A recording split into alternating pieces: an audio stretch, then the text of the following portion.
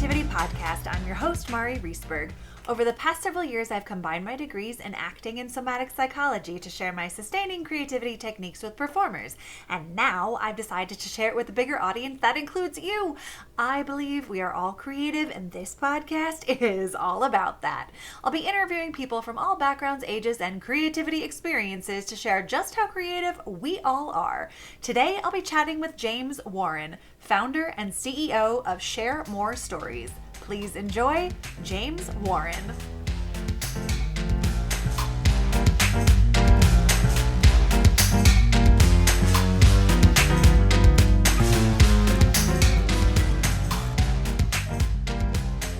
Welcome to the Sustaining Creativity Podcast. Today I'm chatting with James Warren, founder and CEO of Share More Stories.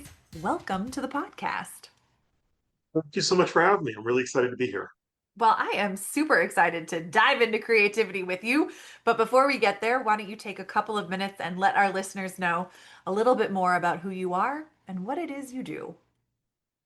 Well, I get to lead an amazing team of people at Share More Stories. And what we do is we use storytelling, personal stories, and AI technology to help companies, organizations, and communities better understand human experience. So it could be employee experience, customer experience, for people who live in a community or residents, what kind of experiences they're having. And it's usually related to a very specific issue or topic that most folks, their lived experience is not. And what we often say is those stories are ways of people sharing what's really going on in their lives rather than a survey or even a focus group. And so I'm excited because I get to do two things that I've always wanted to do my whole life, one of which is be an entrepreneur and one of which is do something related to stories and storytelling and writing, because that's been a big part of my life and background for a long time. So it's pretty cool. I love it. I was going to ask, how did the Share More Stories, do you have a background in writing or,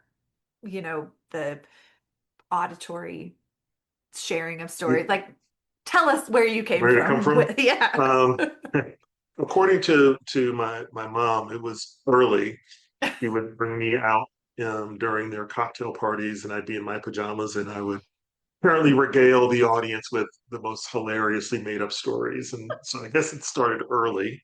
Yeah. But it's been a part of me my whole life. I love to write. I've been in creative Mhm. writing most of my adult life. Started in high school and Mhm. studied literature and then trained literature and economics and then transitioned to creative writing. So that just tells you a little bit about how I see the world in very multiple layers and lanes. And through my corporate career, I had a lot of work in communications, our brand, our marketing, but I also had a lot of business development, like new business development. And that Mm. stuff really, the idea of building and making things, particularly organizations, teams, that stuff really, really attracted me. So back in 2014, I had the chance to go out and start on my own. And I could have gone and stayed in corporate or gone back to corporate, if you will, but I really, really wanted to go down this path. I said, if I don't do it now, I will regret it. So Mm. 11 years later, I'm still doing it. Well, congratulations, because that is a mountain not everyone climbs. Yes, yes, indeed. Trust me, I know. Sometimes it's a mountain we ask ourselves, why are you on this particular Ah, mountain? This is literally the mountain you're going to die on. totally fair. I get it. Absolutely. Well, when you think of creativity and being creative, what does it mean to you to be creative? Hmm. For me, a lot of it comes in a few different ways, but one of it is just the fundamental aspect of self-expression. I really, really believe that that is so human for us and also so necessary for all of us, whether we consider ourselves in a, predominantly creative role as our profession. I believe we're all inherently creative. We all have this capacity to make things and usually like make things out of a thing that doesn't exist, or it's like the disparate parts and pieces. So for me, it's the making of it, which it doesn't happen if I can't express at least the idea. So self-expression and making things, I would say, is how I see creativity. I love it. I love the self-expression and the making things, and that it is a fundamentally human experience and expression. Yeah. And in your own journey of creativity and self-expression, how do you support, maintain fulfill creative spark and your own creative voice? That's a great question. Part of the interesting thing is in our work, we're always pushing into something that's generally not known, not been done before. So it takes a lot of creative juices just among the team, even though some of them are by training developers or programmers, some are insights people, or some are writers. Everybody on the team has to sort of contribute to the what's next, and it's a very, very iterative space. And so I draw a lot of sort of filling my creative cup from being around people who are making things and doing things, and practicing self-expression is a big part of my own habit. I write a lot. Sometimes it's writing for myself and I just need to get it out. It's like Dr. Maya Angelou said, there's no greater agony than bearing an untold story inside of you. And that became our mantra as a company. It also became Mm. my mantra in terms of just writing. So I will often write things in places or platforms where people be like, oh, you chose to put that here, did you? I will say yes, because that's the urge I felt. And that's the place and the time in which I felt it needed to be let out. And more often than not, that gives me I get the sort of the reward of people sharing back something, and they'll say something like, "I'm really glad you said this or wrote that because it encapsulated what I feel." And I Mm. really believe that sometimes my best creativity is not about me. It's just about being kind of that channel, that vessel for something Mm. to come out that Hmm. somebody else can sort of connect to. Mm. Yeah, how do you get out of your own way? Um, that's a beautiful question, because often the thing that's in my own way is my fear or Mm. my ego. Hmm. Um, and I've yet to find a way to get to sort of live through fear, except not to do it.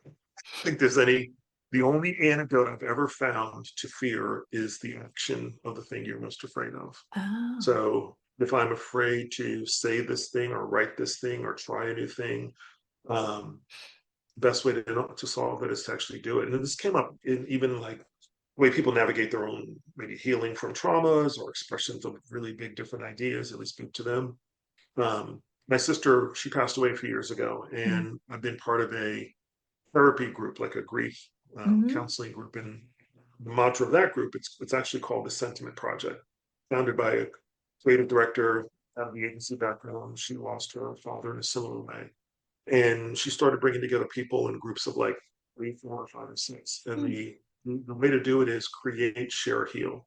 So everybody Oh. sort of reflects on their own loss over this series of months as a group, and whatever way you want to express it. It could be, some people have literally built like old school dioramas. Mhm. Some people have done like collages. My first project was writing about what I was dealing with. And Mm. this notion of creating as a way of tapping into and then also releasing what we feel.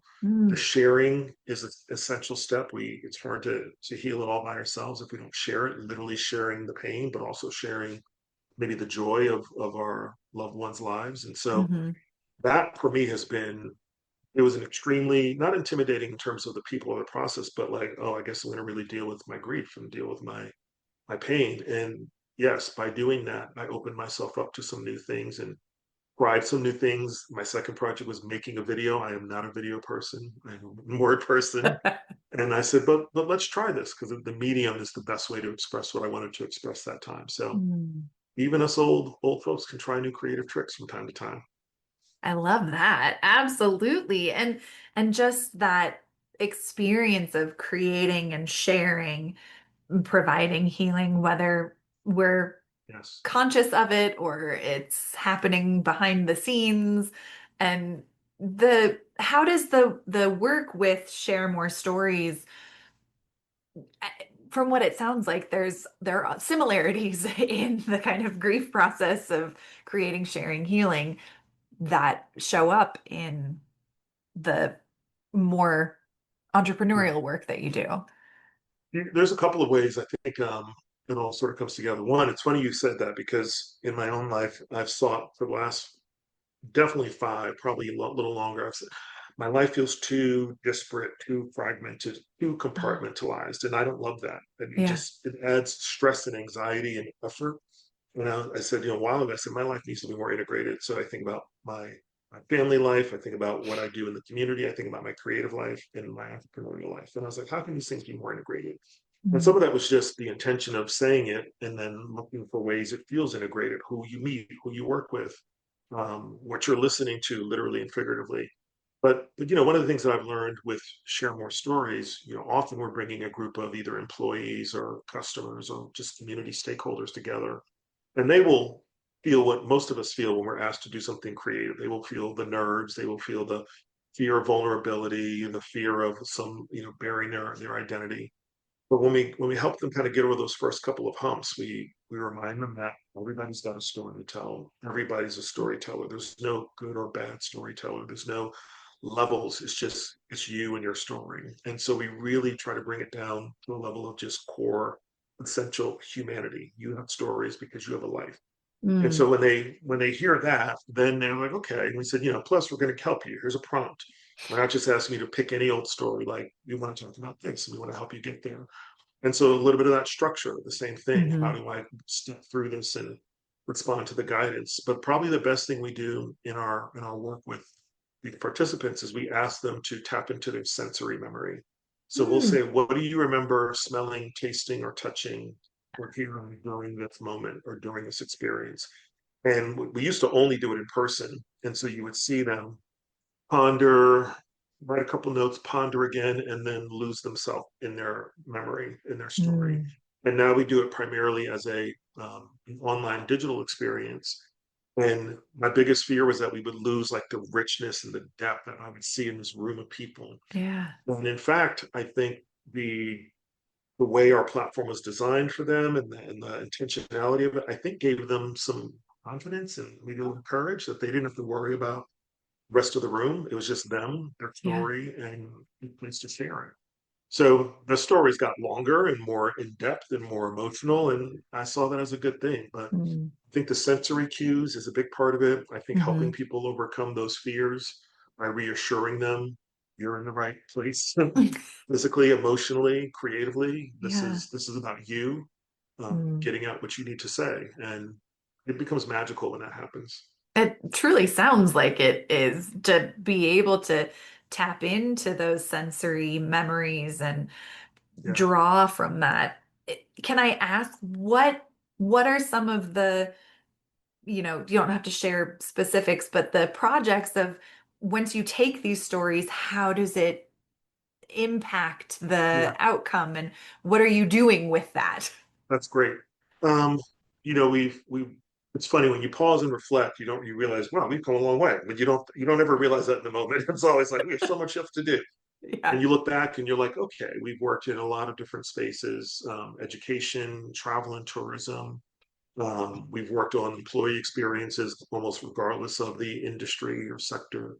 Mhm. And probably one of the most amazing products I remember doing was during the beginning of the pandemic. And we had just kind of pivoted to an all digital experience. And some people may relate to this, some people may not. But the challenge was that during the pandemic, a lot of people weren't working, obviously, and also those Right. people, when it was time to get back to work, they no longer had childcare because their kids weren't in school, and so Yeah. this became like being squeezed between two big boulders of you want to go back to work because you need the money and you also need childcare so you can go back to work, but you can't get childcare if you don't have the money. So really challenging thing. And in Virginia, like many states, they introduced or they already had things like what they call a subsidy program. So that Mm. makes childcare more affordable, Hmm. depending on your income. And they expanded those things dramatically during the pandemic. There's lots of people who never thought they needed that kind of help wound up needing that kind of help. Yeah. And we just couldn't get people to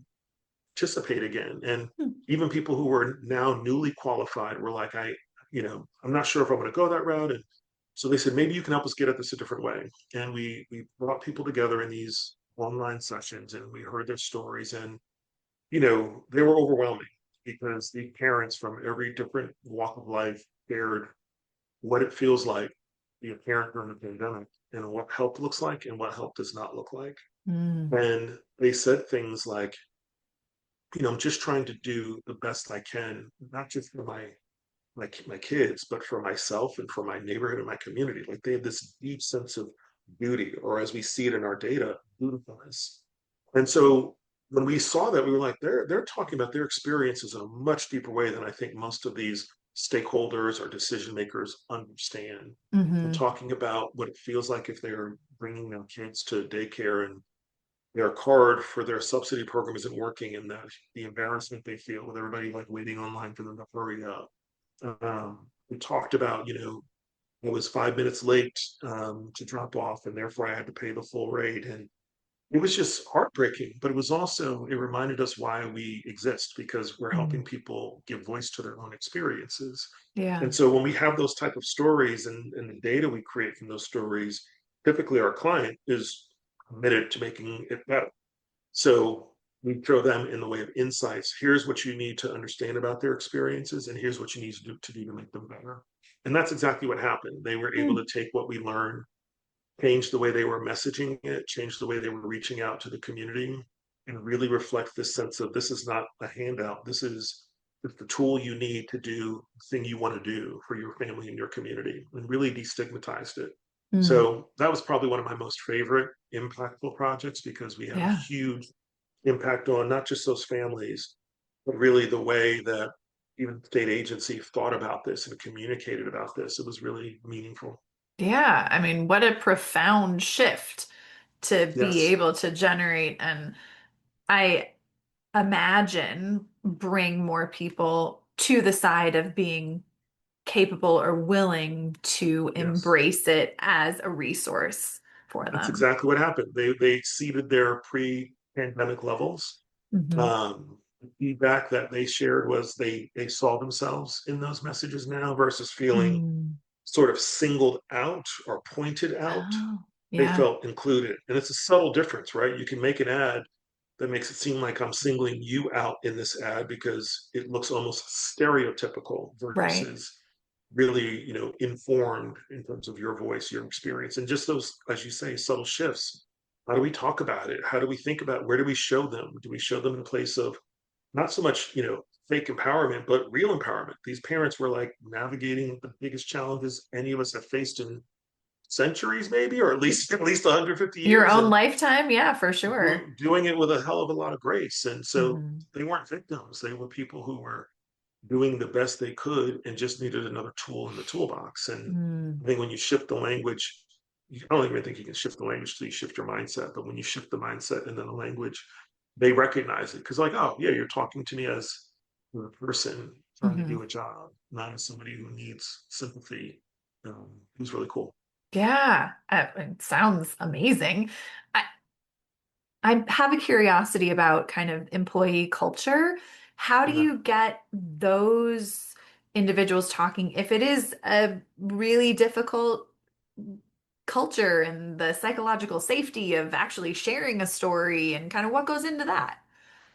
It's a great question, because again, to me, so much of those challenges that they face are the challenges those of us who maybe do creative things for a living face almost every time. Like, Sure. got to be open to this. I've got to get a little vulnerable. I've got to tap Hmm. into some sources of inspiration. Yeah. And so you typically are trying to help those folks understand, yes, I know these things are all true, and you have questions and concerns. And if you do this, you can help make things better for you and people like you. And Mm. almost always that little phrase, and people like you, something about that actually motivates them more than making it better for themselves. They've almost, like, in a really tough environment, they've almost resigned themselves to the idea that it's not going to get better for them, but they do think that they can influence it being better for others, which is really beautiful. A Hmm. little sad too, but they do it. And so, setting is everything. How if we were doing it in person, how have we created the space so that it Hmm. feels safe, it feels invitational, it feels like they Yeah. can open up first, just to themselves. Can they get open with themselves? Can they Yeah. explore something, whether they choose to write it all out or not? Can they be open to, like, there's a memory here and I'm afraid to go there? And I would usually say things like, that one that you're really afraid of writing about, you should write about that one. And they'll be like, no, no, no, no. And I'm like, yes, do it. So then we would say things like, this is not a place for you to necessarily, you know, do the HR complaint, because we're not HR and we're not the right channel for that. And you Right. won't get resolution on that. But this is a place where you can feel safe saying something that's personal and private, maybe not HR confidential, but yeah, Mm. anything else, you should feel good about it, because here's how we've designed it. Here's how we built it. Here's the safeguards. Here's what we're going to do with it. Here's what we're not going to do with it. So just giving them reassurances on the front end, and then we Hmm. have to deliver on that promise as much as the client does. We have to be very clear with our clients. Here's what we've learned. Yeah. Here's what we can't tell you in specificity because it would be too revealing. But here's what we have learned at an aggregate level, at a macro level. Here's some big themes. Hmm. So when they see them take action X months down the road, and they also know that their privacy wasn't compromised, those types of things build trust Yeah. in us and trust in the client. Like, okay, you guys are good at navigating these tough conversations. I mean, we had Hmm. one person, this was in like a manufacturing environment in the middle of the country, and we were doing an in-person session, and we came, and a lot of people were coming off the factory floor at the end of their shift, which, part of me is like, that's not the greatest setup. That's like, I don't want to just go home. Yeah. And we're bringing them into this workshop that they're going to be like, oh, great, storytelling and writing, yay! Just what I want after a long day on the factory floor. Right. Um, but those were some of the richest, Mm. deepest stories we've ever had. We had one Wow. gentleman come in, still wearing his hard hat and his steel-toed shoes, and grabs a chair and just starts writing and typing. And I'm facilitating. So I'm like, excuse me, sir, we're not there yet. And he's like, yeah, I got it. And I'm thinking, he's very disruptive. He's not following my process. He's just like, "Dur, dur, dur, dur, dur." And I'm like, really, we haven't gotten to that point yet. He's like, no, I got it. And I'm thinking, you don't have it because we haven't said all the brilliant things I'm supposed to say yet. So you can't possibly have gotten me. And then when it's time in the workshop for them to actually start writing, he gets up and he's like, all right, I'm good. I'm going to go ahead and head out. And I'm like, sir, we're just now getting to the magical part of the experience. He's like, no, I did it already. And I'm like, hmm. So I quickly checked the database and I saw what was clearly his story because it was the only one in there at that point. And the man came in and sat down and wrote 1,800 words in an hour Well, because he'd been holding that much in yeah. for the better part of 20 years of his career. And he said so. He said, I really am grateful for this opportunity because it's the first time I've ever really thought people wanted to know what I had to say. So he took Mm. advantage of it. I couldn't believe it. So that to Wow. me was one of those times along the journey that reminds you you're doing the right thing here. This is a good Hmm. thing. This is a necessary thing. Absolutely. Well, for people who are maybe curious about this world or writing and how that might help them tap into different parts of themselves, but maybe they're a little afraid to do it, how would you encourage them to take that first step? I think the first thing that they should think about is if they're feeling blocked, um, they literally should just start writing anything. Mm. As silly or foolish as it feels, just get either your laptop, your phone, or a pen and a pad, and just write the first sentence that comes to your head. You might even say things like, "I have I have no idea what to write." Yeah. Then say, "Why do you think that way?" Oh. Because I'm distracted about this. What is it about that that's distracting you? And just follow it. Then Mhm.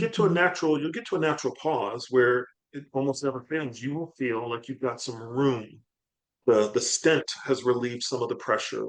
There's Mm. creative space. So then ask yourself, what is the thing that I am feeling or thinking about this moment that's not on the page that I'm afraid to write about, I'm afraid to talk about? And if you ask yourself that question honestly, it doesn't have to be a profound answer. It'll just be anything. Mhm. I'm afraid of what's going to happen next week. Hey, Mm. what's going to happen next week? I don't know. That's why I'm afraid. So we're afraid of the unknown. Okay, well, let's talk about it. Let's write our way through it. What are all the scenarios you're imagining about Mm. next week, and why do those things give you, a cause for fear? So, like to me, the writing process in particular is a way of just following the breadcrumbs in your own mind. Where are Mhm. they going? Because they will go somewhere, and almost always they will go back to that untold story that Dr. Maya Angelou talked about. That's the Mhm. thing that you got to get to is. And I remember I had a professor at Columbia. I think her name was Phyllis Raphael. Amazing professor and writing instructor. And the book I remember I had in her class was Writing Down the Bones. And that book changed my life because it said we live in a world of second thoughts and third thoughts, and we censor ourselves all the time, but this is the place to not censor yourself. So write the first thoughts as Mhm. raw and as just essential as they feel. Who cares about punctuation and grammar? Just get all of it out of your head and Hmm. then take a breath, and you'll see something in there that gives you the starting point where to go next. Such a great reminder. And I love that kind of that internal dialogue externalized onto paper or computer Yes. and being able to then see it and that reflection of the story that you've been holding on to and sharing it, even if it's only with yourself. But It's just with yourself. I mean, I say that all the time. The first person that you can share your story with is yourself, and hmm it's a gift to yourself. And the best question to ask, the simplest question to ask, it's why. When you, whatever it is, just keep asking why, and you will get to something. Why do you feel this way? Why now? Why does this story matter? Uh, why do you feel stuck? Just keep asking yourself why, and you'll get an answer sooner or later. mm, absolutely. No, I hear so much trust in what it is you do, and you have the data to kind of back it up. But in the beginning, I can only imagine how challenging it was to kind of trust what you were doing and trust that this was going to work. How did you navigate that? It's a great question.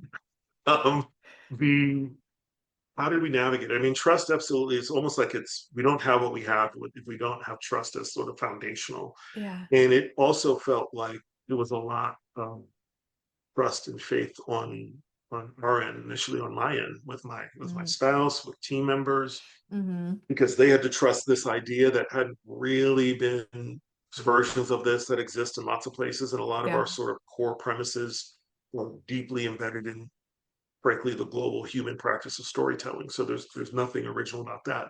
The hmm application of it is unique, and the process Yeah. is somewhat unique. And so, for me, trust sometimes comes from, I'll say, if you have no choice, if you have no other choice left, just hope until something more tangible comes through. If you really believe that what you're doing is what you're meant to do, you will probably face a ton of doubt, a ton of failure, a ton of rejection along the way.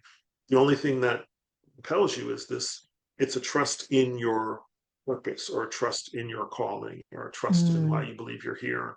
That's what I oftentimes fall back on: is why am I here again? What's my purpose? And whenever I get a little sideways, if I get back to that, I almost always get right. Mm. Come back to that alignment. That makes a lot of sense.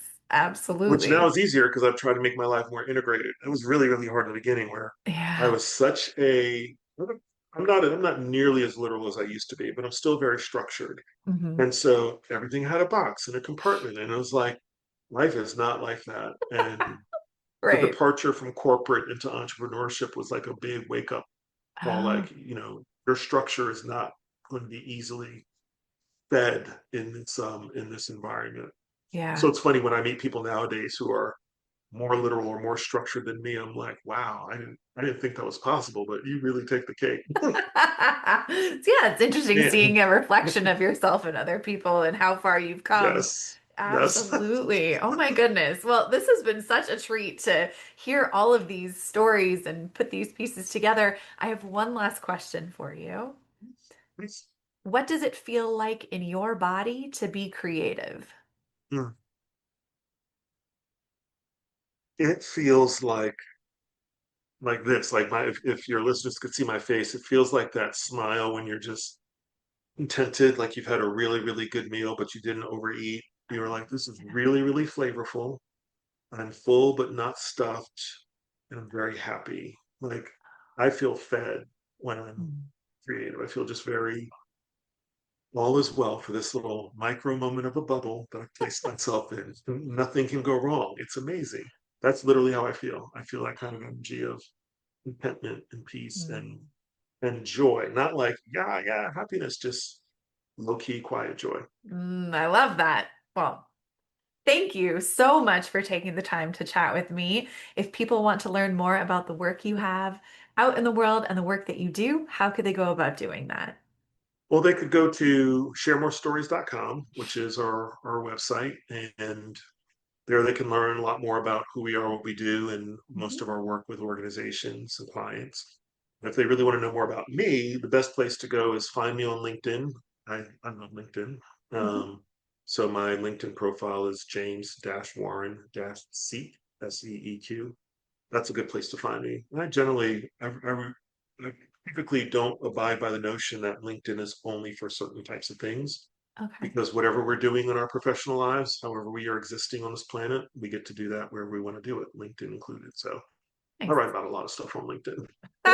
Perfect. Well, I will put links in show notes so people have very easy access to connect. And thank you again, James, for taking the time to chat with me. This has been such a treat. Thank you so much. This is a wonderful way to start the week. Awesome.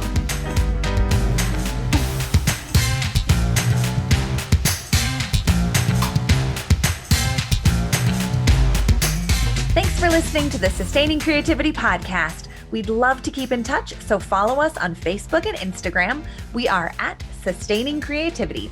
Make sure to subscribe to the podcast wherever you listen to podcasts. Tag your friends and family so they can listen too. We love to hear from you, so leave your reviews, comments, and questions.